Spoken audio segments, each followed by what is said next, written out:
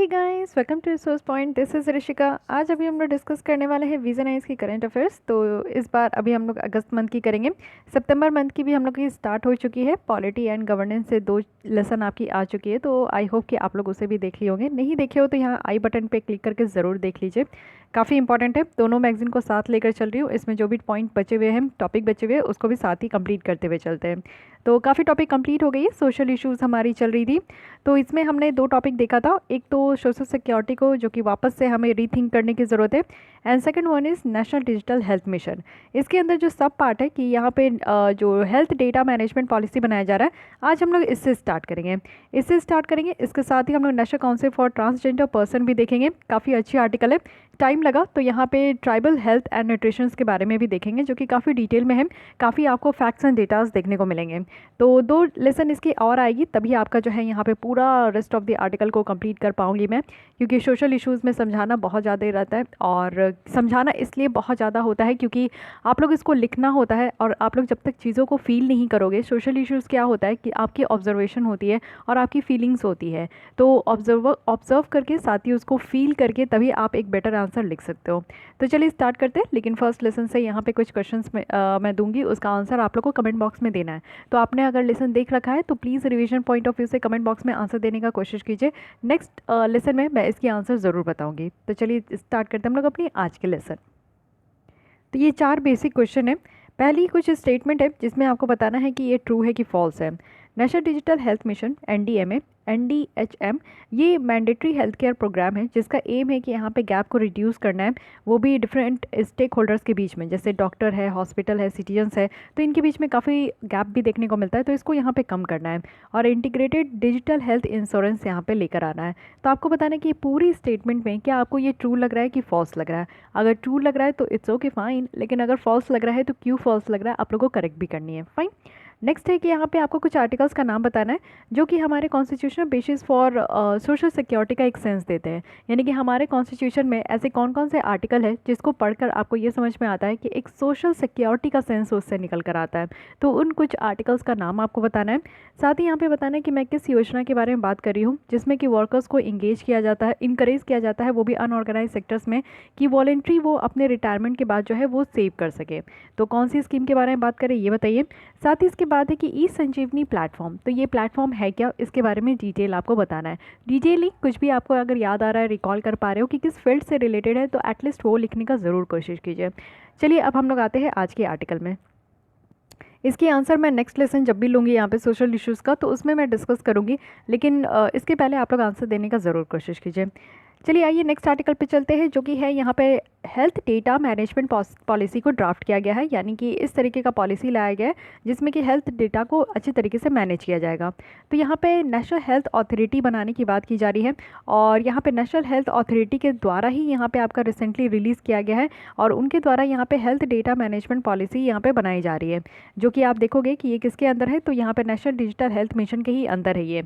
और किस लिए, तो ये पब्लिक फीडबैक के लिए। यानी कि ये एक पॉलिसी बनाया जाएगा, वो भी पब्लिक फीडबैक लिए। जैसे कि आप लोग मेरी लेसन देखते हो, आपको कुछ अच्छा लगा, नहीं अच्छा लगा, कुछ लगा कि मैं कुछ इनकरेक्ट बता रही हूँ, तो आप लोग क्या करते हो कि कमेंट बॉक्स में आकर फीडबैक देते हो। अच्छा लगा तो आप लोग अच्छी अच्छी बातें करते हो, बुरा लगा तो फिर तो कुछ कहना ही नहीं है कुछ भी लिख के चले जाते हो। तो कोई बात नहीं। तो ये क्या होता है कि एक काइंड ऑफ फीडबैक होता है। तो मुझे उससे समझ में आता है कि ठीक है, मेरी लेसन किस तरीके से, किस डायरेक्शन में चल रही है, मुझे और क्या इंप्रूव करने की ज़रूरत है, आप लोग को और क्या डिमांड है जिसको मैं यहाँ पे पूरा कर सकूँ। ठीक है। अब देखते हैं कि जो कि यहाँ पे नेशनल हेल्थ अथॉरिटी के द्वारा यहाँ पे हेल्थ डेटा मैनेजमेंट पॉलिसी बनाया जा रहा है। तो इस पॉलिसी में है क्या, ये पॉलिसी एक तरीके का गाइडेंस डॉक्यूमेंट है। यानी कि ऐसा डॉक्यूमेंट है जिसमें कि गाइड किया जाएगा, वो भी यहाँ पे नेशनल डिजिटल जो हेल्थ इकोसिस्टम बनाने की बात की जा रही है। तो ये एक ऐसा इकोसिस्टम बनाया जाएगा जिसमें कि यहाँ पे हेल्थ के लिए यहाँ पे एक रिलेटेड कुछ गाइडेंस है। साथ ही यहाँ पे मिनिमम स्टैंडर्ड रखा गया है कि डेटा प्राइवेसी प्रोटेक्शंस को लेकर, क्योंकि हमारे इंडिया में आज तक कोई भी डेटा को प्रोटेक्ट करने के लिए कोई भी कानून अभी तक नहीं बनाया गया है। हालांकि ड्राफ्ट तो किया गया है, डेटा प्रोटेक्शन बिल लाया गया था, लेकिन अभी तक वो कानून नहीं बन पाया है। तो इसलिए डेटा को प्रोटेक्ट करना हमारे यहाँ, और वो भी प्राइवेसी डेटा को, तब ये प्राइवेसी डेटा को प्रोटेक्ट करना थोड़ा मुश्किल हो रहा है जब यहाँ पे आर्टिकल 21 में हमारे संविधान में फंडामेंटल राइट इसको दे दिया गया है, राइट टू प्राइवेसी का। तो इसलिए इसको प्रोटेक्ट करना बहुत ज़्यादा ज़रूरी है। अगर इसका वायलेशन होता है तो इसकी रिस्पॉन्सिबल कौन होंगे, जनता। फिर उसके बाद अगर supreme supreme court high court में भी जाते हैं तो उसके रिस्पॉन्सिबल कौन होंगे, किसके अगेंस्ट में वो केस फाइल करेंगे, तो ये सारी बातें होती हैं। तो यहाँ पे एक मिनिमम स्टैंडर्ड रखा गया है कि कैसे डेटा जो प्राइवेसी प्रोटेक्शन है वो यहाँ पे किया जाएगा, और कुछ यहाँ पे इस बोर्ड के द्वारा भी इसको यहाँ पे फॉलो किया जाएगा, ठीक है।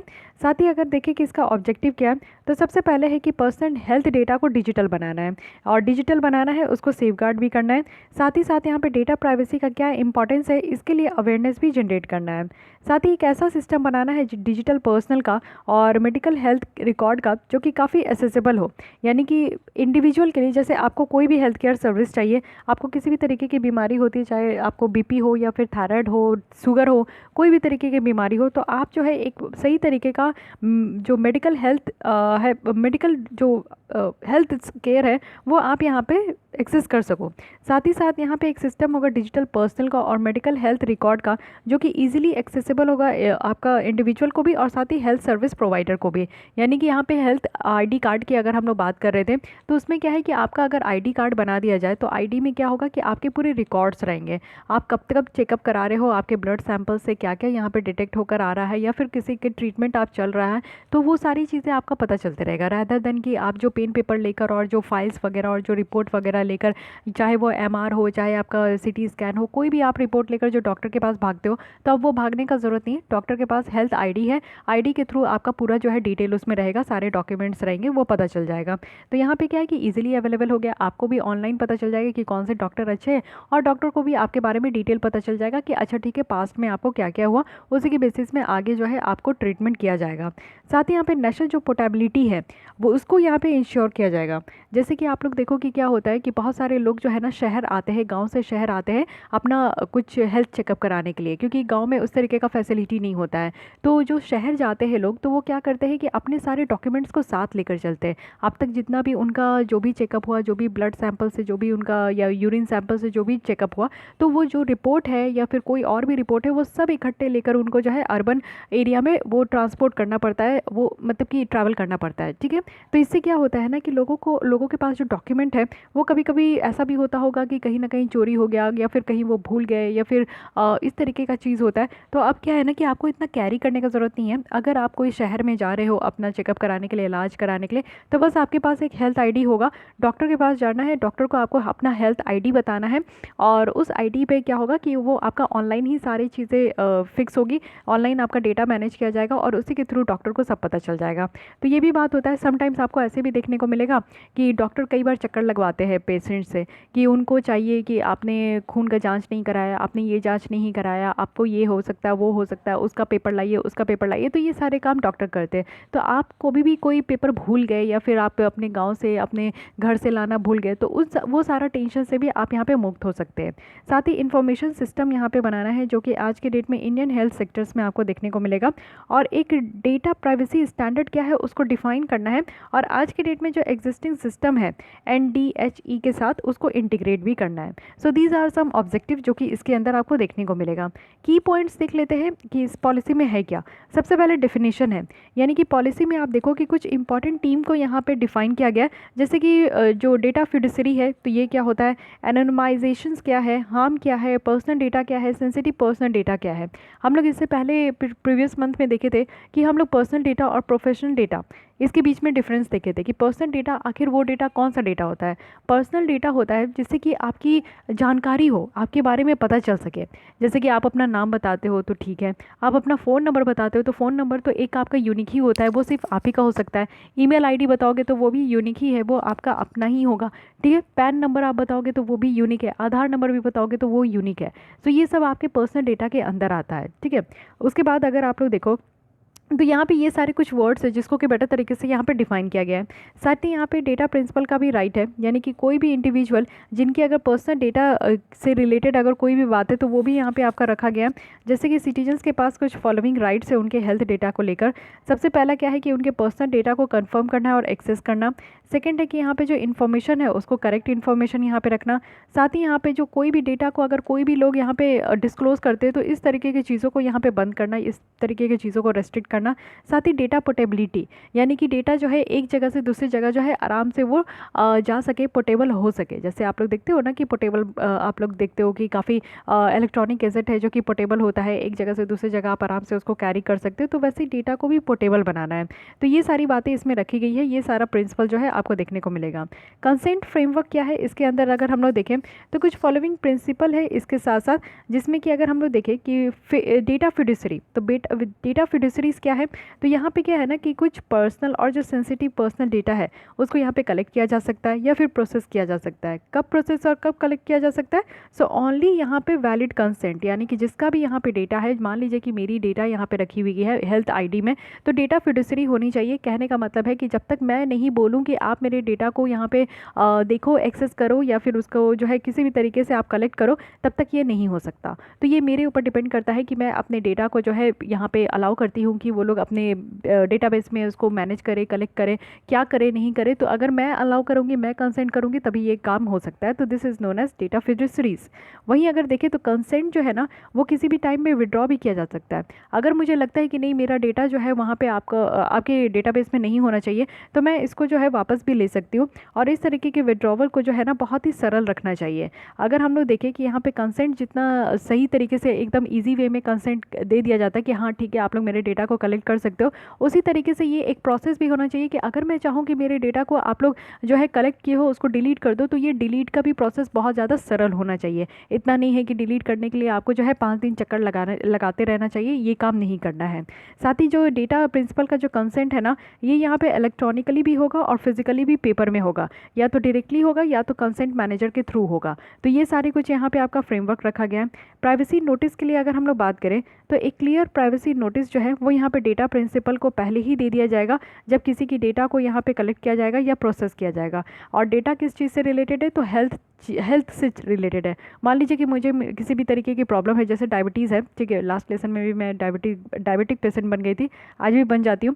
तो मान लीजिए कि मुझे डायबिटीज़ है और मुझे पिछले 2 साल से डायबिटीज़ हो रखा है। तो 2 साल से आप समझ सकते हो कि कितनी बार मैंने ब्लड टेस्ट कराया होगा, क्या क्या मेडिसिन मैंने लिया होगा, समटाइम्स में वो मेडिसिन मुझे सूट किया होगा, समटाइम्स नहीं सूट किया होगा, तो मैं दूसरे डॉक्टर के पास गई होगी, उनके पास चेकअप कराई होगी, तो मेरे पास बहुत सारे जो है डॉक्यूमेंट्स हो गए होंगे, है कि नहीं। तो वो सारे डॉक्यूमेंट्स को जो है अब ऑनलाइन इसको जो है आपका कॉपी एंड पेस्ट कर देना है और एक हेल्थ आईडी कार्ड में जो है ये सारे डॉक्यूमेंट्स आ जाएंगे। लेकिन यहाँ पे क्या है ना कि प्राइवेसी नोटिस है। कहने का मतलब है कि मैं जब यहाँ पे कोई भी डेटाबेस में अगर अपनी डेटा को रख रही हूँ, हेल्थ की डेटा को रख रही हूँ, तो यहाँ पे पहले मुझे प्राइवेसी नोटिस एक दिया जाएगा।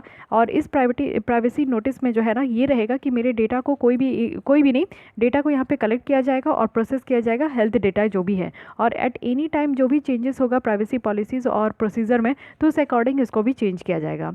हेल्थ आईडी का एलोकेशन कैसे करना है, क्योंकि हेल्थ आईडी एक वॉलंटरी इन नेचर है, सो सिटीजन्स जो है वो यहाँ पे रिक्वेस्ट कर सकते हैं कि वो अपना हेल्थ आईडी बनाएं। जैसे कि आधार कार्ड बनाने जाते हो तो आप लोग रिक्वेस्ट करते हो, उसी तरीके से अगर आपको हेल्थ आईडी बनाना है तो आप रिक्वेस्ट कर सकते हो। इसमें 1 रुपया भी आपसे नहीं लिया जाएगा। और किसी भी आधार नंबर, यानी कि ऑथेंटिकेटेड आधार नंबर जो यूज़ करते हैं उनका यहाँ पे, और या फिर कोई भी डॉक्यूमेंट ऑफ आइडेंटिफिकेशन, जैसे आपके पास अगर वोटर ID कार्ड वगैरह भी है तो उसके बेसिस पे आपका हेल्थ ID कार्ड बन जाएगा।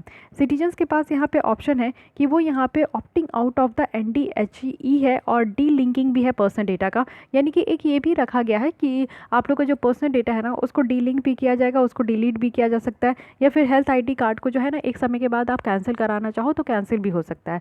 सेम है आधार नंबर का कि आधार नंबर आपको मिल गया तो वो परमानेंट नहीं है, अगर आप चाहो तो उसको जो है आप कैंसिल करा सकते हो। तो उसी तरीके का हेल्थ ID भी है कि आप कैंसिल करा सकते हो, क्योंकि पहले बहुत आधार नंबर में लीकेज देखने को मिल रहा है और लीकेज और उसका मिसयूज़ भी देखने को मिला था।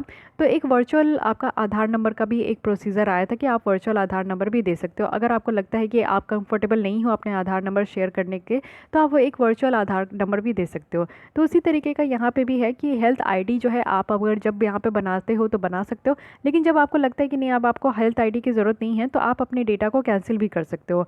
साथ ही यहाँ पर जो हेल्थ ID को बनाया जाएगा तो जो हेल्थ प्रैक्टिशनर कमिश्नर आईडी है, साथ ही हेल्थ फैसिलिटी आईडी है, तो वो यहाँ पे सिर्फ वही सारे डेटा को कलेक्ट करेंगे जो भी आपके आइडेंटिटी के लिए और ऑथेंटिकेशन के लिए यहाँ पे एसेंशियल है। ठीक है, सिर्फ वही सारे डेटास लिया जाएगा, कोई और आपसे कुछ भी पूछताछ नहीं होगा। प्राइवेसी अगर प्रिंसिपल देखें तो उसको यहाँ पे डेटा फिड्यूसरी के द्वारा ही यहाँ पे फॉलो किया जाएगा, यानी कि यहाँ पे अकाउंटेबिलिटी और ट्रांसपेरेंसी का पूरा ध्यान रखा जाएगा। यानी कि जैसे कि डेटा फिड्यूसरी कहने का मतलब है कि सिर्फ आप ही के कंसेंट से आप ही का यहाँ पे डेटा लिया जाएगा, तो यानी कि ट्रांसपेरेंसी रहेगी, आप अगर कहोगे तभी आपका डेटा को कलेक्ट किया जाएगा। और अगर आपके डेटा के साथ कोई छेड़छाड़ होता है तो यहाँ पे क्या है कि अकाउंटेबिलिटी भी होगा, यानी कि जहाँ से आपने बनवाया है और जो आपके डेटा को कलेक्ट करते हैं वही यहाँ पे रिस्पॉन्सिबल भी होंगे। साथ ही प्राइवेसी जो है वो यहाँ पे डिज़ाइन के द्वारा होगा। चॉइस और जो कंसेंट है वो यहाँ पे आपका लॉफुल के साथ, एकदम कानून के साथ इसको शेयर किया जाएगा। साथ ही यहाँ पे क्लियर आइडेंटिफिकेशन होगा कि कलेक्शन कितना है, पर्पस कितना है, किस पर्पस से इस्तेमाल किया जाएगा आपका डेटा, कैसे स्टोर किया जाएगा, तो ये आपको क्लियर पता चलेगा। साथ ही यहाँ पे अपडेट भी जो होगा, यानी कि टाइम टू टाइम आपका जो भी यहाँ पे रिपोर्ट वगैरह होगा वो अपडेट होगा, तो उसको मेंटेन भी किया जाएगा, एक्यूरेट डेटा यहाँ पे रखा जाएगा। साथ ही आप लोग देखो कि डेटा जो प्रिंसिपल है उसको एम्पावरमेंट भी किया जाएगा। तो ये सारी कुछ प्राइवेसी प्रिंसिपल है जो कि यहाँ पे डेटा फिड्यूसरी के द्वारा भी यहाँ पे फॉलो किया जाएगा। रीजनेबल सिक्योरिटी प्रैक्टिसेस है और प्रोसीजर है, जैसे कि क्या क्या है, तो डेटा प्रोटेक्शन इम्पैक्ट असेसमेंट है कि डेटा को जो प्रोटेक्ट किया जा रहा है उससे कितना इम्पैक्ट हो रहा है उसको एक्सेस किया जाएगा। साथ ही साथ न्यू टेक्नोलॉजी के लिए और जो भी रिकॉर्ड है उसको मेंटेन किया जाएगा। स्ट्रिक्ट एडल्ट ट्रायल होगा अगर सारे एक्टिविटीज़ के लिए, तो यहाँ पे ट्रायल भी रखा गया है कि सारे एक्टिविटीज़ को बेटर तरीके से कर सके, तो एक ट्रायल रूप में देखना होगा, ठीक है, प्रैक्टिस करना होगा, तभी इसको जो है सही रूप से यहाँ पे ला सकते हैं। कोई भी पर्सनल डेटा है या फिर सेंसिटिव पर्सनल डेटा है डेटा प्रिंसिपल का, जो कि यहाँ पे पब्लिश ना किया जाना चाहिए, ना ही डिस्प्ले किया जाना चाहिए। तो ये किसी भी पर्सन और एंटिटीज़ के द्वारा जो है अगर वो पब्लिकली अगर वो पोस्ट करते हैं तो उसको भी यहाँ पे ध्यान में रखना है। देखिए दो तरीके का है, एक तो पर्सनल हो गया और एक सेंसिटिव पर्सनल हो गया। पर्सनल कहने का मतलब है कि आपके बारे में पता चल रहा है, ठीक है, आपकी डेटा रिवील हो रही है, यानी कि आपकी आइडेंटिटी रिवील हो रही है, जिससे आपकी पहचान हो रही है, उसको हम लोग पर्सनल डेटा कहते हैं। सेंसिटिव पर्सनल डेटा कहते हैं जो कि आपका पर्सनल होता है, प्राइवेट कुछ डेटा होता है, जैसे कि आपके कुछ वीडियोज़ हो गए, कुछ आपके पिक्स हो गए, कुछ आपका ऐसा इन्फॉर्मेशन है जो कि बाहर नहीं आना चाहिए, आपके अलावा और किसी को नहीं पता चलना चाहिए, तो उस तरीके के सेंसिटिव पर्सनल डेटा होता है कि अगर किसी को पता चल जाए तो आपकी लाइफ में जो है वो एक बड़ा इम्पैक्ट कर सकता है, आपको हार्म भी कर सकता है, तो उसको हम लोग सेंसिटिव पर्सनल डेटा कहते हैं। ठीक है, ग्रीवियंस रिड्रेसल का भी यहाँ पे फैक्ट रखा गया है कि अगर किसी कोई भी तरीके का परेशानी है, जैसे कि आपका हेल्थ आईडी है, तो आपको अगर उससे रिलेटेड कोई भी तरीके की प्रॉब्लम हो रही है उस आईडी में और कोई भी तरीके का आप फीडबैक देना चाहते हो, तो यहाँ पे ग्रीवियस रिड्रेसल है कि आप कोई भी इंक्वायरी या फिर कोई कंप्लेंट भी करा सकते हो। Non compliance with this policy, तो इससे क्या होगा ना कि सस्पेंशन होगा, कि जो भी अगर इस तरीके के जो पॉलिसी है उसके साथ अगर कंप्लायंस नहीं करता है, उसके रूल्स रेगुलेशन के द्वारा नहीं चलते हैं, तो क्या होगा कि जो भी यहाँ पे आईडी वगैरह इशू किया गया है तो उसको कैंसिल भी किया जाएगा और सस्पेंड भी किया जाएगा।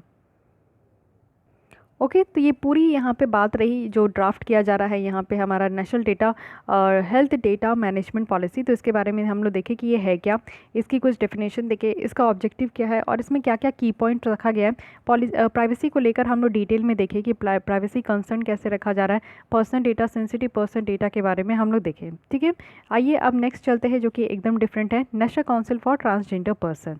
न्यूज़ में क्यों है, क्योंकि सेंटर के द्वारा अभी रिसेंटली एक national council for transgender person ये बनाया गया है, और वो भी किस कानून के तहत, तो transgender person protection of right act 2019 के तहत।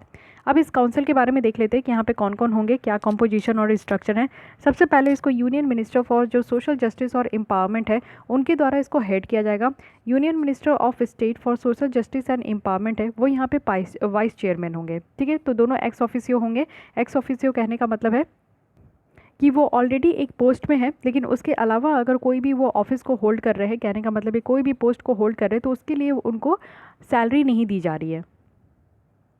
ओके, अब इस काउंसिल में और क्या है कि यहाँ पे जॉइंट सेक्रेटरी लेवल मेंबर भी होंगे, ministry of health, home affairs और जो मिनिस्ट्री अफेयर्स है एजुकेशन के, rural development, law and labour. इसी के साथ साथ यहाँ पे मेंबर जो है डिफरेंट डिपार्टमेंट के भी होंगे, जैसे पेंशन के होंगे, नीति आयोग के होंगे, नेशनल ह्यूमन राइट कमीशन के भी होंगे और नेशनल कमीशन फॉर वीमेन से भी होंगे। तो ये कुछ मेंबर्स भी होंगे इन सारे कमीशन से भी। रिप्रेजेंटेटिव अगर हम लोग देखें तो 5 स्टेट और यूनियन टेरिटरी से है। रोटेशनल बेसिस पे जो है यहाँ पे कमीशन के मेंबर बनेंगे। तो पहला इस तरीके का जो है यहाँ पे कौन कौन से स्टेट है, तो जम्मू एंड कश्मीर है जो कि यूनियन टेरिटरी है, फिर आंध्र प्रदेश है, उड़ीसा है, त्रिपुरा है और गुजरात है। तो ये 5 को पहले रखा गया है, ठीक है, जिसमें कि ये काउंसिल आपका बनाया गया है। 5 रिप्रेजेंटेटिव जो है वो ट्रांसजेंडर कम्युनिटी से भी देखने को मिलेंगे और 5 एक्सपर्ट भी होंगे, कुछ एनजीओ वगैरह भी यहाँ पे इंक्लूड होगा।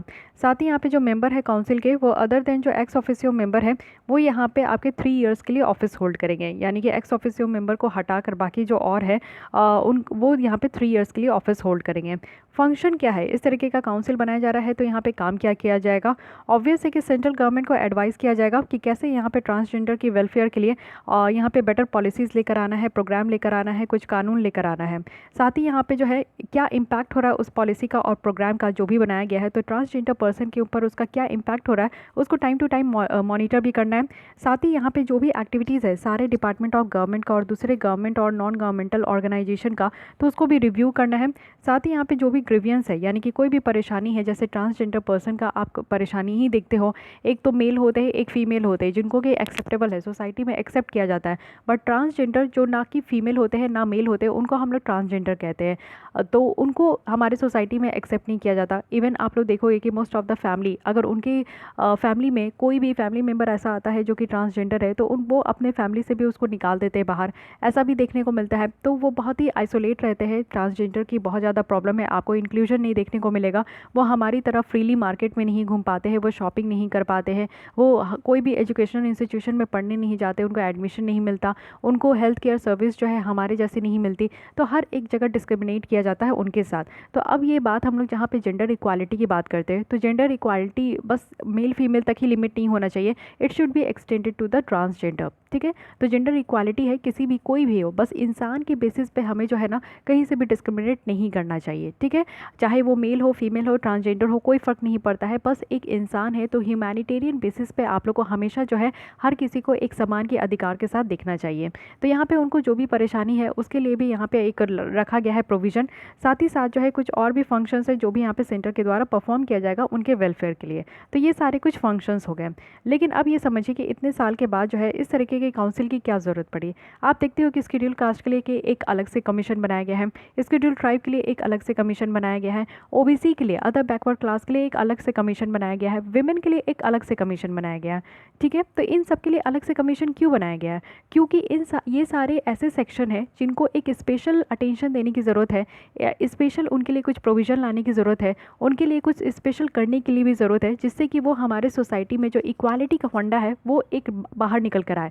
जब ये सारे जो नीचे तबके के लोग हैं, जो ये वीकर सेक्शन जिनको हम लोग कहते हैं, एक्चुअली वो वीकर होते नहीं हैं, लेकिन उनको हमारे सरकार के द्वारा और हमारे कंट्री में उस तरीके का फैसिलिटी नहीं दिया गया है, जिसकी वजह से वो वीकर सोसाइटी का नाम वो लेकर चल रहे हैं। लेकिन उनको भी हमें अपलिफ्ट करने की ज़रूरत है, उन्हें भी हमें इक्वालिटी के दर्जे पर लेकर आना है। तो फिर हम लोग ट्रांसजेंडर को क्यों पीछे छोड़ रहे हैं, है कि नहीं। आज की डेट में जब हम लोग 21 सेंचुरी की बात करते हैं, जहाँ पे सारी चीज़ें मॉडर्नाइज, अर्बनाइजेशन, मैकेनाइजेशन, पता नहीं क्या क्या, ग्लोबलाइजेशन, ये सारी बातें करते हैं, तो फिर ट्रांसजेंडर को हम लोग पीछे कैसे छोड़ सकते हैं। इनके वेलफेयर के लिए, इनके लिए भी ऐसी स्पेशल प्रोटेक्शन, इनका सेफगार्ड, इनके कल्चर, इनके सारे बातों को यहाँ पे प्रोटेक्ट करने के लिए और इनको भी अपलिफ्ट करने के लिए, इनको भी इक्वालिटी प्रोवाइड करने के लिए, नॉन डिस्क्रिमिनेशन कैटेगरी लाने के लिए भी हमें क्या करना होगा कि इनके लिए एक अलग से काउंसिल बनाना होगा, जिसमें कि इनका एक बेटर तरीके से जो है डेवलपमेंट हो सके। तो आइए एक बार ये समझ लीजिए कि काउंसिल और कमीशन में डिफरेंस क्या होता है, साथ ही कमेटी क्या होती है। तो कमेटी तो बिल्कुल डिफरेंट होती है, बट इन तीनों में बहुत सारा मेजर आपको कन्फ्यूज़न होगा, क्योंकि शेड्यूल कास्ट, शेड्यूल ट्राइब और साथ ही ओबीसी के लिए और वुमेन के लिए कमीशन बनाया गया, बट ट्रांसजेंडर के लिए काउंसिल भी बनाया गया। तो काउंसिल जो बनाया गया, तो क्यों काउंसिल बनाया गया, कमीशन क्यों नहीं बनाया गया? तो देखिए, काउंसिल एक जनरली इलेक्टेड है, यानी कि यहाँ पे जो आपका टर्म है और लिमिटेड ऑफ टाइम होता है, यानी कि लिमिट होता है यहाँ पे टाइम का। एक इलेक्टेड पर्सन यहाँ पे आपको जो है ना काउंसिल में देखने को मिलेगा। बट कमीशन क्या होता है, कमीशन में जो भी लोग होते हैं वो डायरेक्टली यहाँ पे गवर्नमेंट के द्वारा अपॉइंट किए हुए बॉडी होता है, और मेंबर्स जो है वो यहाँ पे यूजुअली इलेक्ट नहीं होकर आते हैं। तो यहाँ पे काउंसिल में जो मेंबर आते हैं वो यहाँ पे इलेक्ट होकर आते हैं, और कमीशन में जो है वो डायरेक्टली गवर्नमेंट के द्वारा ही यहाँ पे अपॉइंट होकर आते हैं। तो यही आप समझ जाओ कि कमीशन जो है ये पूरी तरीके से गवर्नमेंट का ही यहाँ पे काम होता है। यहाँ पे जो भी लोग होते हैं वो सरकार के लोग होते हैं, तो एक्चुअली जो सरकार जैसा चाहेगी वैसा काम होता है। बट काउंसिल में सरकार के लोग नहीं होते, काउंसिल काउंसिल में जो हमारे आम जनता जैसा आम जनता से जो चुने गए लोग हैं, जो कि एमपी एमएलए बनते हैं, वो लोग यहाँ पे काउंसिल में आएंगे, तो वो लोग ज़रूर जो है हमारे द्वारा चुने गए हैं, तो वो हमारे लिए काम करेंगे।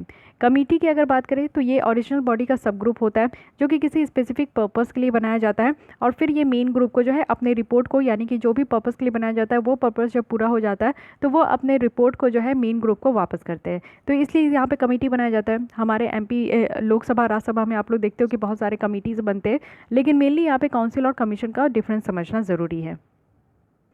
ओके, तो ये बातें हुई। अब यहाँ पे समझते हैं, पहले तो आप काउंसिल की मीनिंग समझ गए कि क्यों हम लोग काउंसिल यहाँ पे लेकर आ रहे हैं, क्योंकि काउंसिल में जो भी लोग आएंगे वो इलेक्टेड पर्सन होंगे, सरकार के इशारों पे नहीं नाचने वाले होंगे। तो यहाँ पे जो इंटरसेक्स पीपल है वो ऑफन मार्जिनलाइज्ड है लीगल और पॉलिसी डिस्कोर्स में। अगर हम लोग डिस्टिंक्शन देखें कि जेंडर आइडेंटिटी और सेक्स कैरेक्टरिस्टिक में यहाँ पे क्या डिस्टिंक्शन है, ये अभी तक आप देखोगे ना कि अंडरस्टूड नहीं किया गया, यानी कि अलग नहीं किया गया है कि जेंडर आइडेंटिटी, जिसको हम लोग कहते हैं कि जेंडर आइडेंटिटी और साथ ही साथ सेक्स कैरेक्टरिस्टिक, तो इसके बीच में जो डिफरेंस है ये नहीं समझ में आया। अब हमें कुछ चेंज लेकर आना होगा, यानी कि आज के डेट में जिस तरीके से काम हो रहा है वैसे नहीं चलेगा, कुछ चेंज लेकर आना है। और ये ज़रूरत भी है, एक ऐसा भी बॉडी बनाना है जिसकी ज़रूरत है कि वो इन सारी चीज़ों को, हमारे जो सिस्टम है उसके साथ मिलकर वो काम करे। ये जो काउंसिल है ना, ये गवर्नमेंट को हेल्प करेगा कि वो यहाँ पे जो भी ट्रांसजेंडर कम्युनिटी के द्वारा जो भी प्रॉब्लम फेस किया जा रहा है उसको ये आइडेंटिफाई करे और टैकल करे। बहुत सारे चैलेंजेस आप देखोगे कि ट्रांसजेंडर कम्युनिटी के द्वारा फेस किया जाता है, जैसे कि डिस्क्रिमिनेशन है, वो अपने फैमिली मेम्बर से काफ़ी डिस्क्रिमिनेशन देखने को मिलता है, सोसाइटी से डिस्क्रिमिनेशन देखने को मिलता है। साथ ही साथ लैक ऑफ एक्सेस है, उनको एजुकेशन अपॉर्चुनिटी नहीं मिल पाता, अच्छे स्कूल में नहीं जा पाते, दाखिला नहीं हो पाता है। साथ ही साथ यहाँ पे लैक ऑफ एम्प्लॉयमेंट अपॉर्चुनिटी है, जैसे कि हायरिंग बेसिस आप देखोगे तो जॉब डिस्क्रिमिनेशन बहुत ज़्यादा देखने को मिलता है। ट्रांसजेंडर के लिए कोई भी तरीके का यहाँ पे एम्प्लॉयमेंट नहीं है। बैरियर है बहुत तरीके का हेल्थ केयर सर्विस में, because lack of treatment awareness है। कोई भी डॉक्टर्स जो है और कोई भी हॉस्पिटल उनको इंटर करने नहीं देता है, इंटर करने देता है तो उनके साथ अच्छे से चेकअप वगैरह नहीं होता है। साथ ही साथ आप देखोगे कि सबसे ज़्यादा जो वायलेंस होता है और सबसे ज़्यादा इस तरीके का जो सेक्शुअली ट्रांसमिटेड डिजीज़ है, जैसे कि HIV एड और जो मेंटल हेल्थ है, ये सब जो सबसे ज़्यादा ट्रांसफ़र होता है वो ट्रांसजेंडर पीपल्स के ही द्वारा ट्रांसफ़र होता है। तो ये एक आंकड़ा यहाँ पे निकल कर आता है, ये एक डेटा है जिसके आप लोग कहीं भी इस्तेमाल कर सकते हो कि ट्रांसजेंडर पीपल में ये सेक्शुअली ट्रांसमिटेड जो डिजीज़ है वो सबसे ज़्यादा निकल कर आता है। क्यों? क्योंकि वो बेटर तरीके से उनको हेल्थ केयर सर्विस नहीं मिलता, वो बेटर टाइम पे जो है सही राइट टाइम पे उनका चेकअप नहीं हो पाता है, डॉक्टर्स उनको एक्सक्लूड करते हैं, हॉस्पिटल्स में उनको इंटर करने नहीं दिया जाता, बहुत तरीके का डिसरिस्पेक्ट देखने को मिलता है, उनके साथ हरासमेंट भी होता है और वायलेंस भी उतना ही ज़्यादा होता है। तो ये सारे कुछ बेसिक यहाँ पे चीज़ें हैं, बेसिक यहाँ पे जो है प्रॉब्लम्स है जो कि यहाँ पे ट्रांसजेंडर के द्वारा देखा जाता है। साथ ही लीगल हर्डल्स भी है, यानी कि उनको यहाँ पे आइडेंटिटी डॉक्यूमेंट लेने में भी काफ़ी ज़्यादा प्रॉब्लम भी होता है। अब ये सारी तो प्रॉब्लम है, लेकिन इसके साथ कंसर्न क्या है? लेस हॉरिजेंटल और वर्टिकल रिप्रेजेंटेशन है, यानी कि काउंसिल में आप देखोगे कि बेटर तरीके से यहाँ पे इनएडिक्वेट कम्युनिटी रिप्रेजेंटेशन है, जो कि यहाँ पे 4.88 लाख का पॉपुलेशन है।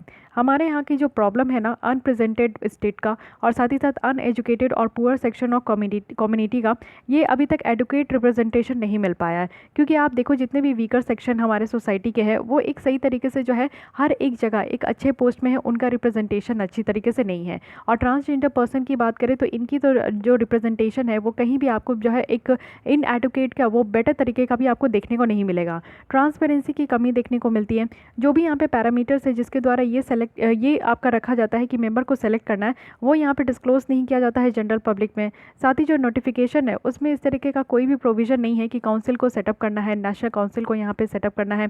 तो ये भी एक बहुत बड़ा प्रॉब्लम देखने को मिलता है। ठीक है, ये आपका कंसर्न बताया जा रहा है, लेकिन इसके अलावा यहाँ पे कंक्लूजन बताया जा रहा है कि जो national council for transgender person की जो इस्टेब्लिशमेंट हुई है ये एक बहुत अच्छा वेलकम स्टेप आप कह सकते हो।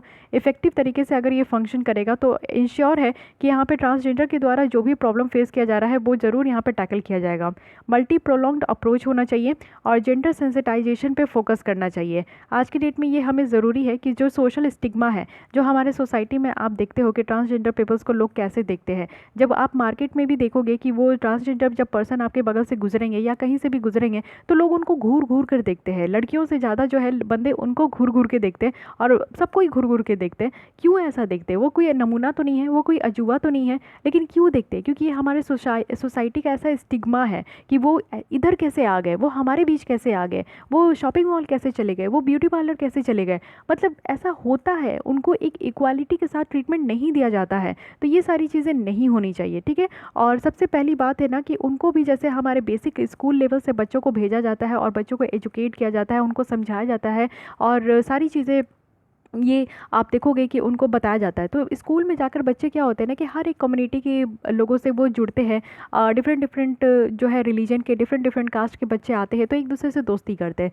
तो अगर आपको जो है इंक्लूड करना है हमारे सोसाइटी में ट्रांसजेंडर पर्सन को, तो सबसे बेटर तरीका है कि स्कूल में बच्चों को, ट्रांसजेंडर के बच्चों को भेजिए। तो स्कूल में भेजने से क्या होगा कि बच्चे जो है वो एकदम से ब्लैंक बुक होते हैं, उनमें जिस तरीके का आप जो है शिक्षा भरोगे वो उसी तरीके का जो है उनकी परवरिश होते जाती है, वो उसी तरीके का सोच विचार अपना डेवलप करते जाते हैं।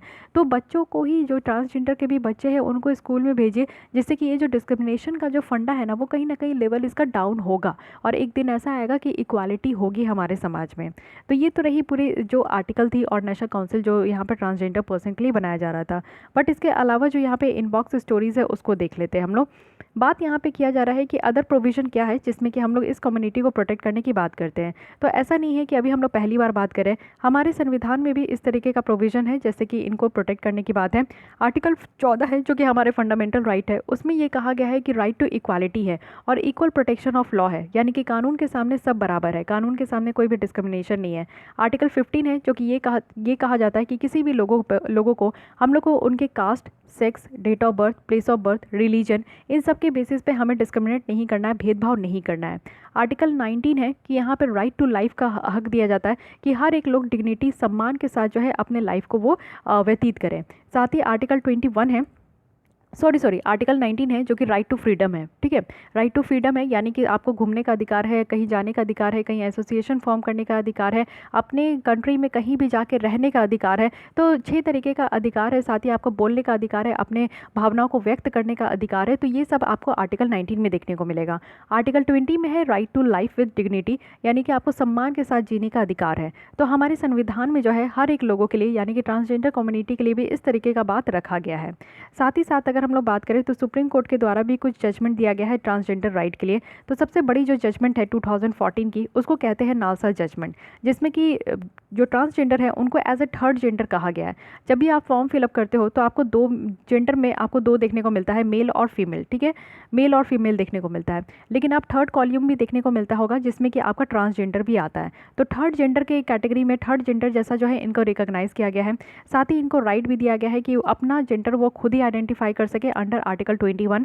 साथ ही यहाँ पे स्टेट को भी कहा गया है कि वो उनके लिए, उनके स्टेट में अगर कोई भी ट्रांसजेंडर की पॉपुलेशन है तो उनको वो अपने हिसाब से रिजर्वेशन भी दे सकते हैं पब्लिक एजुकेशन में और एम्प्लॉयमेंट में भी। साथ ही स्टेट को ये भी कहा गया है कि वो अपने यहाँ जो है स्पेशल प्रोविजन बना सकते हैं HIV जो यहाँ पे सर्विलांस वगैरह किया जाएगा ट्रांसजेंडर पर्सन के लिए। साथ ही यहाँ पे जो है स्टेट को ये भी कहा गया है कि सोशल वेलफेयर स्कीम भी वो फ्रेम कर सकते हैं और ट्रांसजेंडर के लिए। 2018 का अगेन आप देखोगे कि सुप्रीम कोर्ट के द्वारा जो है जो होमोसेक्सुअलिटी है उसको यहाँ पे डीक्रिमिनलाइज किया गया है और जो सेक्शन 377 था आर्टिकल इंडियन पीनल कोड का सेक्शन 377 था, इसकी भी प्रोविजन को यहाँ पे स्ट्राइक डाउन कर दिया गया है।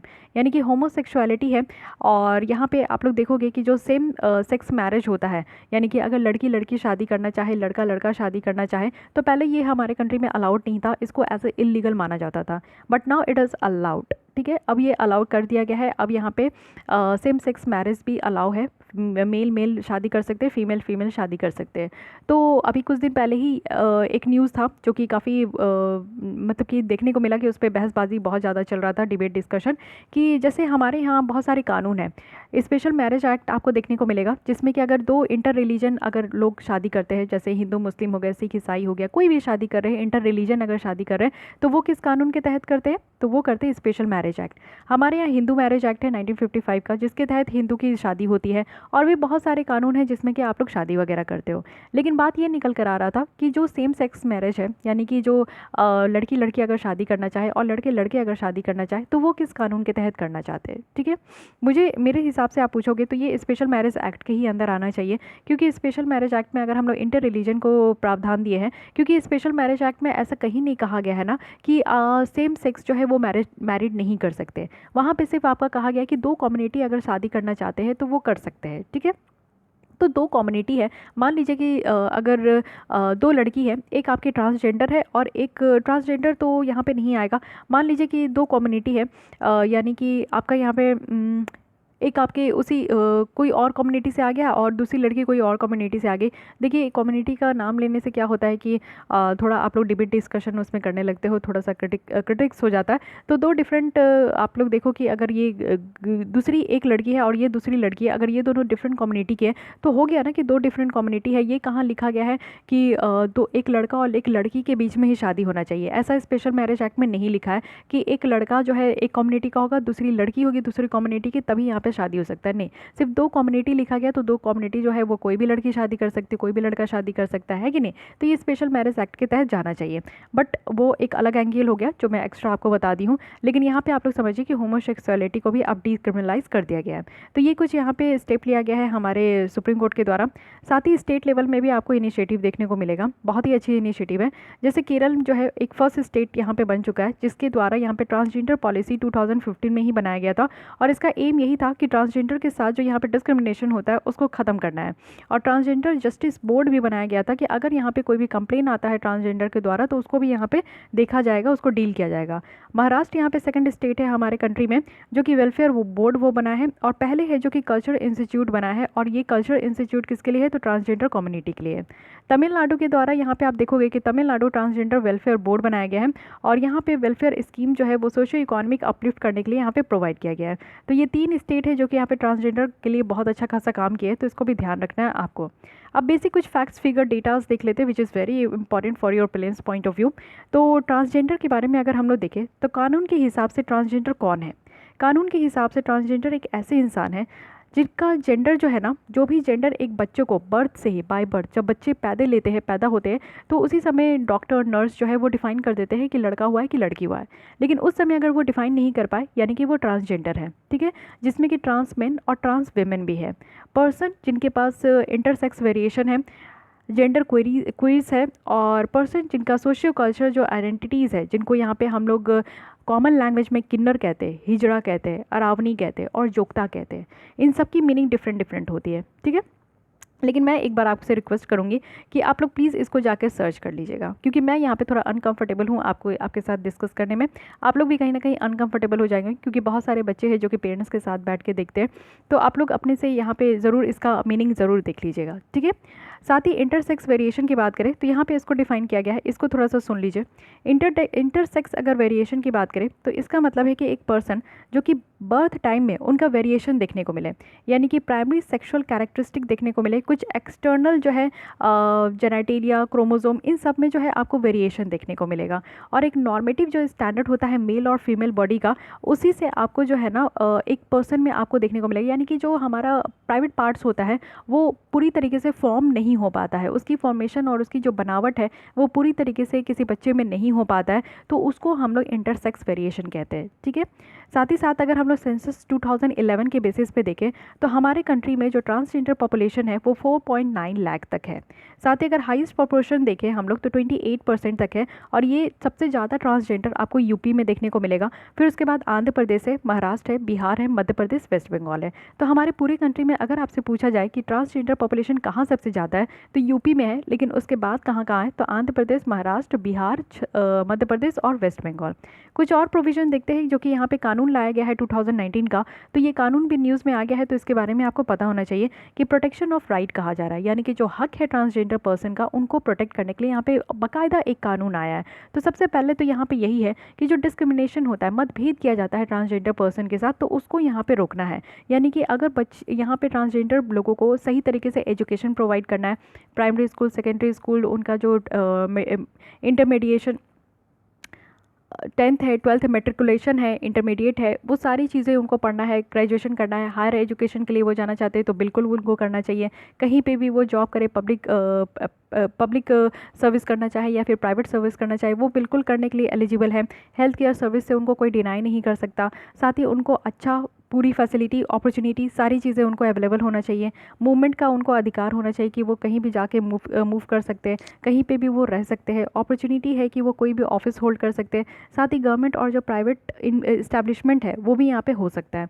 तो पूरी तरीके से छूट है, जैसे आम जनता जीते हैं वैसे यहाँ पे ट्रांसजेंडर को भी जीने का हक है। साथ ही जो यहाँ पे सर्टिफिकेट है उनके आइडेंटिटी का, यानी कि ट्रांसजेंडर पर्सन के लिए, तो एक जो ट्रांसजेंडर पर्सन है ना, उनको यहाँ पे एप्लीकेशन देना होता है डिस्ट्रिक्ट मजिस्ट्रेट को, डीएम को, जो भी वो जहाँ से भी बिलोंग करते हैं, तो वहाँ के जो डीएम हैं उनको वो एक एप्लीकेशन देना होता है। वो भी किस लिए, तो उनके आइडेंटिटी को सर्टिफाई करने के लिए, और इंडिकेट किया जाएगा, यानी कि उस तरीके से जैसे आप देखते हो कास्ट सर्टिफिकेट बनता है ना आपका, कि आप एससी हो, एसटी हो, ओबीसी हो, तो उसी तरीके का इनका भी एक सर्टिफिकेट बनेगा, जिसको हम लोग कास्ट सर्टिफिकेट तो नहीं कहेंगे, लेकिन इनको आइडेंटिटी सर्टिफिकेट कहते हैं, जिसमें कि वो लिखा रहेगा बाकायदा कि यस, ही और शी जो है वो ये ट्रांसजेंडर है। और साथ ही साथ वेलफेयर मेजर्स जो है गवर्नमेंट के द्वारा जो है पूरी तरीके से दिया जाएगा, क्योंकि आप देखते हो कि कई बार ऐसा होता है कि बहुत सारे ऐसे स्कीम्स हैं, जैसे पीडीएस के थ्रू हम लोग देखे थे कि लॉकडाउन में क्या हुआ कि पोल खुल गया हमारे इंडिया का, कि जितना पीडीएस में जितने लोग इसमें इंक्लूड थे, तो उस लोगों में से भी ना बहुत सारे ऐसे लोग थे जो कि इंक्लूड ही नहीं किए गए थे, जो नीडी है, जिनको बहुत ज़्यादा ज़रूरत है कि पीडीएस के थ्रू उनको सस्ते दाम में, सब्सिडाइज रेट में जो है उनको इस तरीके का फूड ग्रेन्स मिले, उनको बहुत ज़्यादा ज़रूरी है, जिसको नीडी कहते हैं। वो सारे लोग जो है आज के भी डेट में बाहर है, और ये कब पता चला, लॉकडाउन के बाद पता चला। तो आप लोग समझ सकते हो कि जो सरकार के द्वारा योजना लाया जाता है, वो बेसिकली जो बेनिफिशरीज होते हैं वो आज के भी डेट में उस तरीके का लाभ नहीं उठा पा रहे, वो उससे बाहर है। तो वैसे ही ट्रांसजेंडर भी है। ट्रांसजेंडर तो बाकायदा वो सोशल जितने भी स्कीम्स होते हैं वो उनका किसी में भी फ़ायदा उठा ही नहीं पाते, उनको कोई इंक्लूड ही नहीं करता। बट यहाँ पे यही प्रोविज़न रखा गया है कि पूरा इंक्लूजन उनका होना चाहिए और पार्टिसिपेशन भी होना चाहिए। साथ ही साथ ऑफेंस और पेनल्टी भी रखा गया है, यानी कि कोई भी अपराध और यहाँ पे उसके लिए सज़ा भी रखा गया है। पेनल्टीज़ है ऑफेंस के लिए, और जो वैरी करेगा 6 महीने से 2 साल तक का भी है, फ़ाइन भी है। और यहाँ पे अगर कोई भी ट्रांसजेंडर के साथ जो है अगर फोर्स्ड या फिर बॉन्डेड लेबर कराता है, यानी कि ज़बरदस्ती, जिसको जबरन कहते हैं, कि आप उनको लेबर वाला काम कराइए, या फिर पब्लिक प्लेस को यूज़ करने से जो है उनको डिनाई किया जाए, जैसे कि पार्क वगैरह चले जाए, रोड वगैरह चले जाए, या फिर आपके साथ जो है कोई शॉपिंग मॉल आ जाए, तो उनसे अगर उनको डिनाई किया जाता है तो उसके ऊपर भी सज़ा है। साथ ही अगर कोई भी घर में कहीं पे भी अगर ट्रांसजेंडर पैदा होते हैं, तो अगर फैमिली मेम्बर्स जो है उनके पेरेंट्स अगर उनको अपने घर से बाहर निकाल देते हैं तो उनके ऊपर भी पेनल्टीज़ है। साथ ही अगर आप गांव से भी बाहर निकाल देते हो तो भी पेनल्टीज़ है। अगर किसी भी तरीके का फिजिकल, सेक्सुअल और वर्बल, इमोशनल और इकोनॉमिक अगर उनके साथ अब्यूज़ किया गया है, कोई भी गलत तरीके का उनके साथ अटैम्प्ट किया गया, तो ये भी उनका जो है अपराध होगा। यानी कि ट्रांसजेंडर के अगेंस्ट में अगर आप ये किसी भी तरीके का काम करते हो तो आपके ऊपर ये चार्जेस लगेगा। 6 महीने से 2 साल तक का जेल है, कुछ फ़ाइन भी यहाँ पे रखा गया है। तो इस कानून के तहत यहाँ पे बाकायदा जो है पेनल्टीज़ भी रखे गए हैं, अपराध भी रखे गए, जो कि बहुत ज़्यादा ज़रूरी है। यानी कि अगर जब तक पेनल्टीज़ आप रखोगे नहीं तब तक लोग सुधरेंगे नहीं, तब तक लोग के ऊपर ऐसे ही अपना वो वर्चस्व दिखाते रहेंगे, ऐसे ही वो इसी तरीके का काम करते रहेंगे। तो पेनल्टी रखना बहुत ज़्यादा ज़रूरी है। अब ये ऐसा नहीं है कि कानून बना दिए पेनल्टी रख दिए, एक पेनल्टी देना भी चाहिए, जिससे कि लोगों में ये अवेयरनेस फैले, डिटरेंस क्रिएट हो कि आपको ट्रांसजेंडर के साथ इस तरीके का व्यवहार नहीं करना है, अदरवाइज़ आपके ऊपर भी ये पेनल्टीज़ लग सकती है। सो ये रही पूरी बात ट्रांसजेंडर के बारे में। अब हम लोग आगे बढ़ते हैं और नेक्स्ट आर्टिकल देखते हैं, जो कि ट्राइबल हेल्थ एंड न्यूट्रिशन के बारे में। तो देखिए सडन से चेंज हो गया। अभी हम लोग बात कर रहे थे ट्रांसजेंडर के बारे में, तो ट्रांसजेंडर के बारे में हमने क्या क्या देखा। सबसे पहले यहाँ पे जो न्यू कुछ इस्टेब्लिशमेंट हुआ है, national council for transgender person, ये क्यों किया गया है इसके बारे में समझे। काउंसिल क्यों लाया गया, कमीशन क्यों नहीं लाया गया, ये भी समझे। कंपोजिशन देखे, इनका काम क्या है ये देखें, और क्या ज़रूरत पड़ा अभी इसके बारे में देखें। कुछ कंसर्न भी है वो भी देख लिए। हमारे कॉन्स्टिट्यूशन में क्या क्या प्रोविज़न है, सुप्रीम कोर्ट के द्वारा क्या क्या लाया गया है safeguard measures for the transgender, and then state level क्या क्या इनिशिएटिव ली गई है उसको भी डिटेल में देखें। कुछ बेटर कंक्लूजन देखें, और साथ ही साथ ट्रांसजेंडर के बारे में बेसिक फैक्ट्स एंड फिगर देखें।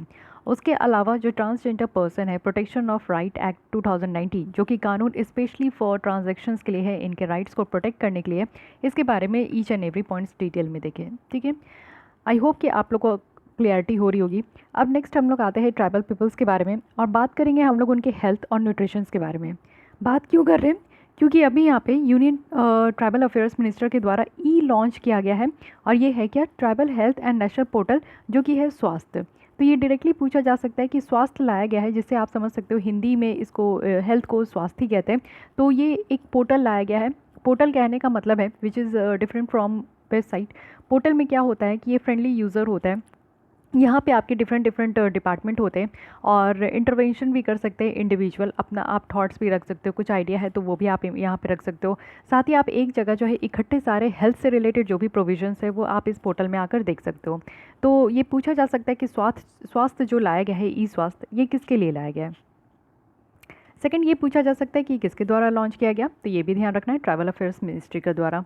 ये एक ई पोर्टल है, ऑनलाइन पोर्टल है, ट्रैवल हेल्थ और न्यूट्रिशंस, जो कि यहाँ पे सारे हेल्थ और न्यूट्रिशन से रिलेटेड जो भी इन्फॉर्मेशन है वो ट्राइबल पॉपुलेशन जो हमारे इंडिया में है उनको एक ही जगह मिल जाएगा। पोर्टल कहने का मतलब है कि आप जैसे न्यूट्रिशंस के लिए कि वाइटामिन्स के बारे में जानना है तो आप अलग देखते हो, मिनरल्स के बारे में जानना है तो फिर आप गूगल में सर्च करते हो, हेल्थ के बारे में अगर किसी अच्छे डॉक्टर के बारे में जानना है तो आप अलग सर्च करते हो, या फिर आपको किसी डिजीज़ के बारे में जानना है तो फिर आपको अलग सर्च करना होता है। बट पोर्टल कहने का मतलब है कि आपको ये सारे इन्फॉर्मेशन इकट्ठे एक ही जगह मिलेगा।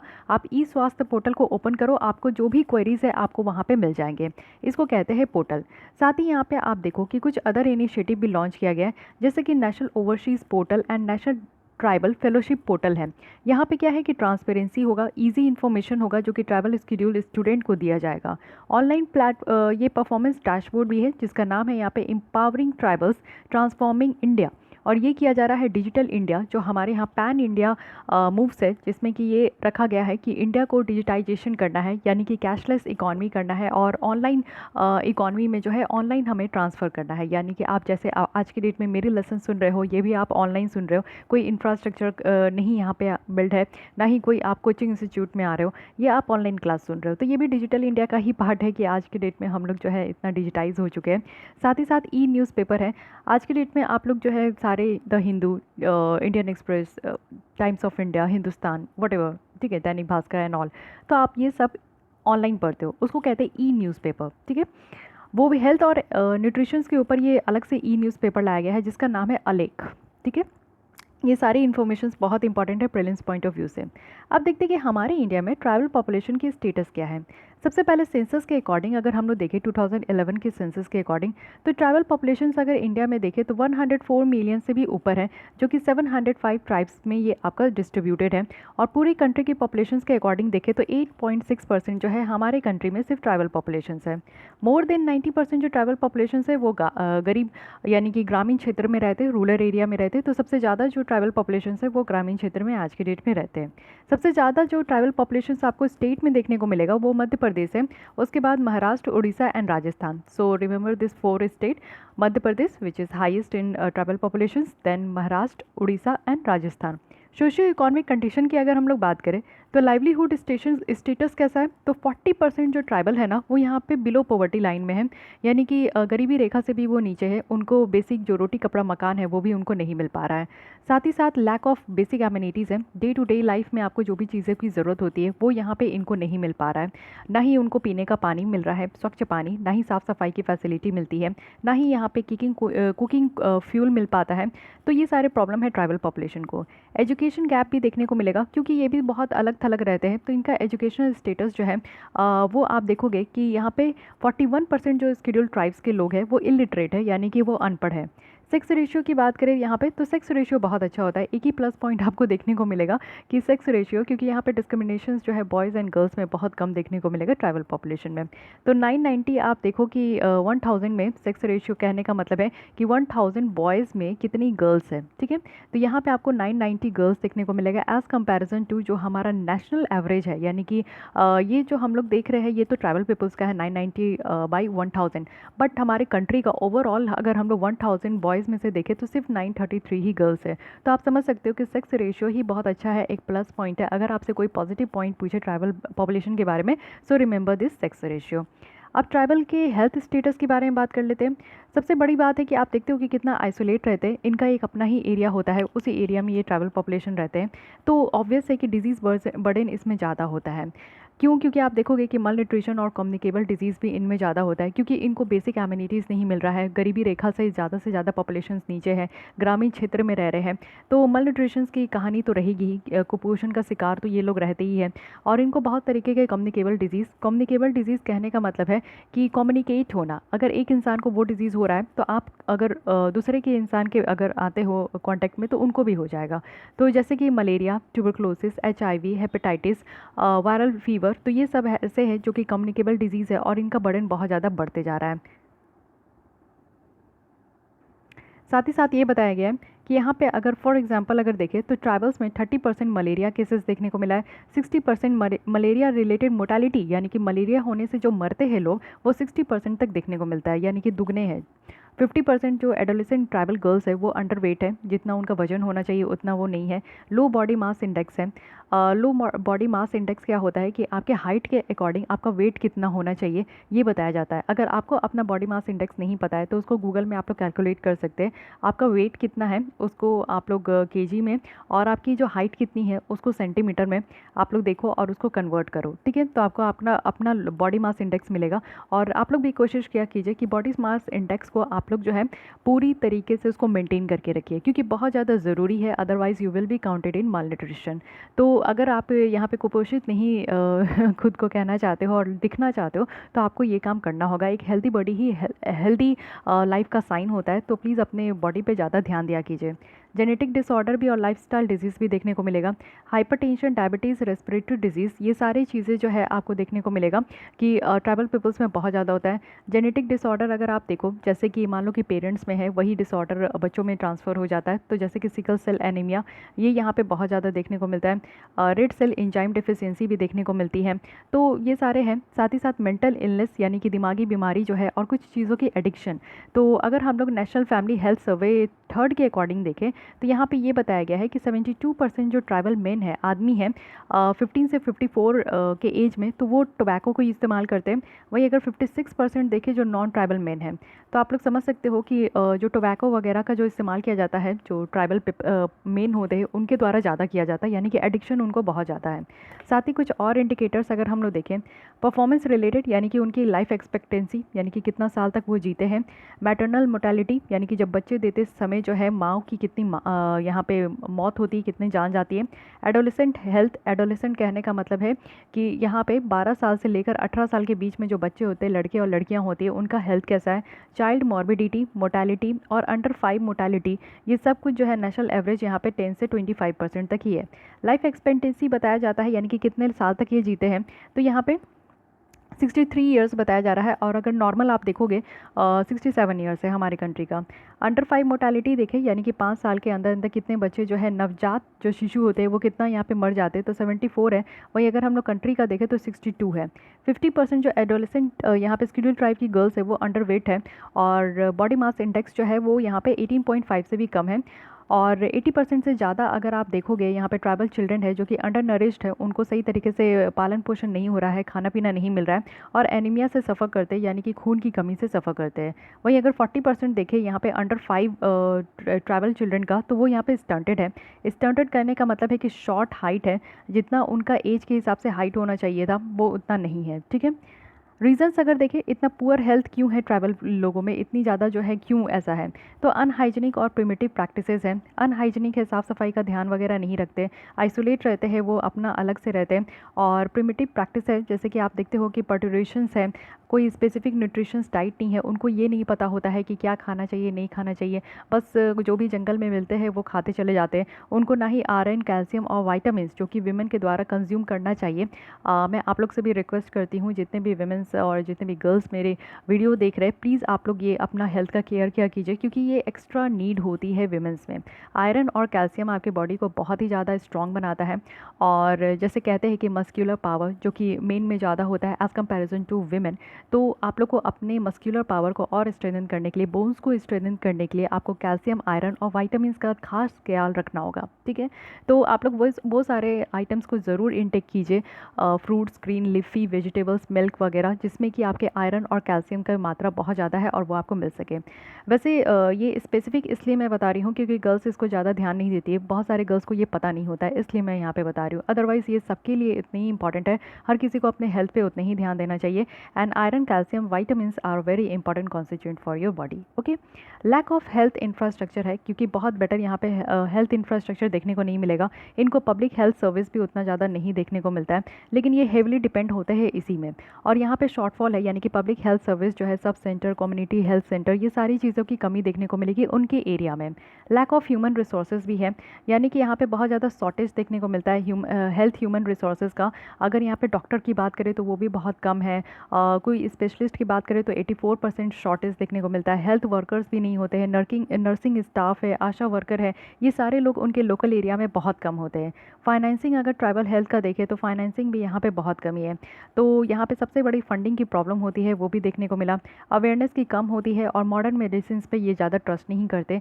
जो हमारा ट्रेडिशनल मेडिसिन है जिसको हम लोग आयुष करते हैं, तो आयुष की जो ट्रेंडिंग है वो यहाँ पे आज के डेट में ट्राइबल पॉपुलेशन में आपको ज़्यादा देखने को मिलेगा। लेकिन अलग अगर आप लोग देखो जो अर्बन सिटीज़ में रह रहे हैं, कुछ भी आप लोग को होता है, जैसे कहीं पे भी कट फट गया तो तुरंत आप लोग सेवलॉन वगैरह लगा लेते हो, ठीक है, आप लोग डिटॉल लगा लिया, सेवलॉन लगा लिया, ठीक है। लेकिन यही चीज़ ट्राइबल पॉपुलेशंस में अगर कोई भी कट फट जाते तो वो लोग वहाँ पे हल्दी लगाते हैं, एलोवेरा लगाते हैं, इस तरीके का कुछ अपना जो आयुर्वेदिक है और जो ट्रेडिशनल है उनका वो इस्तेमाल करते हैं, ठीक है। गवर्नेंस स्ट्रक्चर की अगर हम लोग बात करें तो lack of population level data है, यानी कि डेटा की कमी देखने को मिलता है। सेंट्रलाइज्ड पॉलिसी जो फॉर्मुलेशंस है वो भी सही तरीके से नहीं होता है, पॉलिसी सही तरीके से नहीं बनाया जाता, और अगर पॉलिसी बनाया जाता है तो उसको सही तरीके से इम्प्लीमेंट नहीं किया जाता है। और साथ ही साथ प्रोसेस के अगल बगल आप देखोगे कि यहाँ पे वीक स्टेट लेवल इंटरवेंशंस है, यानी कि स्टेट भी जो है अपने स्टेट में, जैसे कि मध्य प्रदेश में आपको सबसे ज़्यादा ट्राइबल पॉपुलेशन देखने को मिलेगा, then Maharashtra, then Orissa, then Rajasthan. तो ये 4 स्टेट में स्टेट गवर्नमेंट का ये अधिकार है कि वो यहाँ पे अपने यहाँ जो ट्राइबल पॉपुलेशन है उस पर ज़्यादा से ज़्यादा फोकस करे, बट कहीं ना कहीं वो नहीं कर पा रहे हैं। पॉलिसी वहाँ पे इम्प्लीमेंट हो रही है कि नहीं हो रही है, इस चीज़ को वो चेकआउट नहीं कर पा रहे, तो ये भी एक कमी है। तो ये सारी यहाँ पे इश्यूज़ देखने को मिला। वे फॉरवर्ड में बताया जा रहा है कि लोगों को यहाँ पे इक्वालिटी देना है और अवेयरनेस और एजुकेशन पे ध्यान देना है। देखिए, किसी भी इंसान को आप एक अच्छा इंसान बनाना चाहते हैं, एक अच्छा इंसान किसे कहेंगे? मैं अगर कहूँ कि मैं अच्छी हूँ या आप अच्छे हो, इसका मतलब क्या होता है? एक अच्छा इंसान मतलब कि जागरूक इंसान। जागरूक इंसान कहने का मतलब है कि दिन दुनिया में क्या हो रहा है, लोग कैसे होते हैं, आपकी लाइफ को आपको कैसे लीड करना है, लोगों को कैसे समझना है, इन्वायरमेंट कैसे मेंटेन करके रखना है, अच्छा करके रखना है, इसको कहते हैं एक अच्छा इंसान। जो लोगों को समझ सके, खुद को समझ सके, खुद की ख्वाहिशों को समझ सके और एक अच्छा इन्वायरमेंट बना सके। आप सोचिए, आप गुस्से में रहोगे, आप जो है हमेशा चिड़चिड़ाए रहोगे, ऑब्वियस है कि आपके अगल बगल जितने लोग रहेंगे आप उनसे झगड़ोगे, लड़ोगे, सबकी नेगेटिविटी पे बात करोगे, नेगेटिव पॉइंट निकालते रहोगे, कभी अच्छा बात नहीं करोगे, कभी आपसे 2 लोग जो है कुछ सीख के नहीं जाएंगे। तो क्या आप कभी खुद को अच्छा कह पाओगे? नहीं कह पाओगे। एक अच्छा इंसान, जब भी आप किसी से मिलो, एक ऐसे इंसान से मिलो जिससे कि आप कभी भी मिलो, शॉर्ट पीरियड के लिए ही मिलो, 2 मिनट 4 मिनट, लेकिन आप कुछ नया सीख के जाओ। आपको इम्प्रेस, बहुत कोई आपकी लाइफ में ऐसे आए होंगे जिनसे आपको लगा होगा, मिल के लगा होगा कि यार कितना सज्जन इंसान है, कितना अच्छा इंसान है, कितनी अच्छी बातें करते हैं ये, तो ऐसा फील होता है। तो आप उनको सीधे कह देते हो कि वो अच्छे इंसान है, ठीक है। तो अच्छे इंसान बनने के लिए ना थोड़ा मेहनत करना है, और अच्छे इंसान तभी बन सकते हैं जब आप जागरूक होंगे और जब आपको एजुकेशन अच्छा दिया जाएगा। शिक्षा बहुत ज़्यादा महत्वपूर्ण है। शिक्षा अगर बच्चों को दिए जाए, अच्छे लेवल की शिक्षा दी जाए ना, तो बच्चे सब कुछ समझ जाते हैं। जैसे अगर आप साइंस पढ़े हो स्कूल में, तो आप आयरन, कैल्शियम और वाइटामिन की जो इंपॉर्टेंस है वो जानते होगे, लेकिन वही चीज़ आप गाँव में चले जाओ और वही महिलाओं से पूछो, पुरुषों से पूछो, तो वो तो इसको प्रोनाउंस भी सही तरीके से नहीं करेंगे। So these are the difference, कि आप समझो कि आप पढ़े लिखे हो, आपको पता होना चाहिए, जागरूक बनो, ठीक है। तो यही चीज़ हमें ट्राइबल पॉपुलेशंस को बनाना है। पॉलिसी और गवर्नेंस पे भी ध्यान देना है। अब तो लोग तो यहाँ पे जागरूक होंगे, एजुकेशन पे ध्यान देंगे, बस सरकार को यहाँ पे गवर्नेंस पे ध्यान देना है। वो जो पॉलिसी बना देते हैं वो पेपर पेन में नहीं होना चाहिए, एक्चुअली ग्राउंड लेवल पे इम्प्लीमेंट होना चाहिए। हेल्थ सर्विस जो है वो रिमोट पॉपुलेशन को मिलना चाहिए, क्योंकि यहाँ पे मेडिकल कैंप्स वगैरह लगाए जाते हैं, तो मोबाइल मेडिकल कैंप्स होना चाहिए। जैसे कि आप देखते हो कि मिनी बस होते हैं जिसमें कि आपका इस तरीके से मेडिकल कैंप्स चलते हैं, आई चेकअप वाले चलते हैं, तो अभी तो कोरोना में भी वो आपका मेडिकल कैंप्स चलते हैं। तो इस तरीके का ट्राइबल पॉपुलेशंस में बहुत ज़्यादा ज़रूरी है। ट्रांसपोर्टेशन होना चाहिए एक्सपेक्टेड मदर्स का। ट्राइबल पॉपुलेशंस में आप देखोगे कि यहाँ पे लैक ऑफ रिसोर्सेज बहुत ज़्यादा होता है, क्योंकि वो जिस एरिया में रहते हैं, अधिकतर तो वो जंगल वाले एरिया में रहते हैं, जहाँ पे उनको रिसोर्सेज बेटर तरीके से से नहीं मिलता। तो इमरजेंसी ट्रांसपोर्टेशन होना चाहिए। बहुत सारे ऐसे प्रेग्नेंट वीमेन होती है जिनको कि टाइम पे वो हॉस्पिटल नहीं पहुंच पाती है, क्योंकि ड्यू टू डिफ़िकल्ट टेरेन होता है, उनका जोग्राफिकल लोकेशंस उस तरीके का नहीं होता है, या फिर वहाँ पे सुख सुविधा का साधन नहीं है, टाइम पे जो है वहाँ पे व्हीकल्स अवेलेबल नहीं होते हैं। तो इसलिए वो जो है जितनी भी प्रेग्नेंट लेडीज़ है वो टाइम पे अगर हॉस्पिटल ना पहुँचे तो यहाँ पे जच्चा बच्चा दोनों के जान को खतरा होता है। तो ये नहीं होना चाहिए। हेल्थ वर्कर्स जो ट्राइबल कम्युनिटीज़ से है उन पे फोकस करना है। ट्राइबल पॉपुलेशंस ये बहुत ज़्यादा डिफ़िकल्टी फेस करते हैं कि वो जो है यहाँ पे मेडिकल फैसिलिटीज़ जो है उनको प्रॉपर तरीके से नहीं मिल पाता, उनके एरिया में भी नहीं है, बहुत दूर उनको ट्रैवल करके जाना होता है। तो ये नहीं होना चाहिए, उनके एरिया में होने चाहिए हेल्थ वर्कर्स। साथ ही इंफ्रास्ट्रक्चर और कैपेसिटी बिल्डिंग पे काम करना है, यानी कि यहाँ पे हेल्थ केयर प्रोवाइडर्स को हेल्प करना है कि वो यहाँ पे क्वालिटी हेल्थ केयर सर्विस जो है डिलीवर करे, और जितनी भी कॉम्प्लेक्स हेल्थ केयर सिनेरियोज़ है ट्राइबल रीजन का उसको यहाँ पे और डील करना है। जो इंफ्रास्ट्रक्चर है तो उसको अपग्रेड करना है, नहीं है तो इंफ्रास्ट्रक्चर क्रिएट करना है। कैपेसिटी बिल्डिंग इनिशिएटिव होनी चाहिए जो कि आज के डेट में बहुत ज़्यादा ज़रूरी है। ठीक है, तो बहुत अच्छा वे फॉरवर्ड बताया गया है यहाँ पे। जो भी यहाँ पे परेशानी है ट्राइबल पॉपुलेशंस को वो सारे ये यहाँ पे रिजॉल्व हो सकते हैं अगर इस तरीके से अप्रोच लेकर चला जाए तो। ओके, तो ये पूरे ट्राइबल पॉपुलेशंस के बारे में था। आई होप कि आपको ये समझ में आया हो, काफ़ी डेटा मिल गया आपको प्रीलिम्स पॉइंट ऑफ व्यू से, मेंस पॉइंट ऑफ व्यू से, और आपके इंटरव्यू पॉइंट ऑफ व्यू से। देखिए, इंटरव्यू की तैयारी अलग से नहीं होती है, ऐसे ही आपकी तैयारी होती है। जैसे कि आप अगर इस चारों स्टेट से बिलोंग करते हो, मध्य प्रदेश, महाराष्ट्र, उड़ीसा, राजस्थान, जहाँ पे ट्राइबल पॉपुलेशन सबसे ज़्यादा है, तो मे भी आपसे ये क्वेश्चन अराइज हो सकता है कि आपके यहाँ जो ट्राइबल पॉपुलेशन है वहाँ पर क्या क्या परेशानियाँ हैं, क्या क्या कंसर्न है, क्या क्या चैलेंजेस है। ठीक है, तो आप इस तरीके से बता सकते हो। या फिर ये भी पूछा जा सकता है कि आपके स्टेट गवर्नमेंट जो है वहाँ पे क्या क्या इनिशिएटिव लेकर चल रहे हैं जिससे कि ट्राइबल पॉपुलेशंस को अपलिफ्ट किया जाए, उनको बेटर फैसिलिटी प्रोवाइड किया जाए, बेटर एमिनिटीज़ उनको जो मिलना चाहिए, बेसिक एमिनिटीज़ वो सब मिल सके। तो आप अपने स्टेट की कुछ ना कुछ ये इस तरीके से बता सकते हो।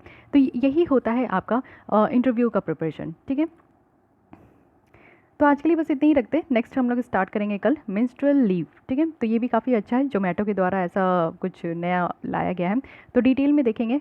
और आज के लिए बस इतने ही रखते हैं। तो अगर ये लेसन अच्छी लगती है आपको, 1% भी हेल्प होता है तो बस 1% के लिए एक लाइक देकर जाइएगा। नहीं अच्छा लगता है तो कमेंट में आप लोग फीडबैक ज़रूर दीजिए कि यहाँ पे क्या आपको चाहिए कि मैं यहाँ पे चेंजेस करूँ या फिर क्या अपग्रेड करूँ, किस चीज़ पे ज़्यादा फोकस करूँ, आपके अनुसार जो है लेसन होना चाहिए। तो आप लोग जो है डिसलाइक करके अपना फीडबैक ज़रूर दे सकते हैं। साथ ही अगर फिर भी कोई डाउट करे, सजेशन है तो कमेंट कीजिए, और जो भी क्वेश्चंस पूछा जाता है उसके आंसर ज़रूर दीजिए। और मेक श्योर कि आपने इस चैनल को सब्सक्राइब कर लिया है। PDF की अगर ज़रूरत होती है या फिर लेसन की लिंक नहीं मिल पाती है तो आप लोग टेलीग्राम को भी ज्वाइन कर सकते हैं, जो कि रिसोर्स पॉइंट UPSC के नाम से है। तो वहाँ पे भी आप ज्वाइन कर लीजिए, आपको बाकायदा सारी PDFs की मटेरियल भी मिल जाएंगे UPSC के, और लिंक भी मिल जाएंगे। तो आज के लिए बस इतना ही। Thank you.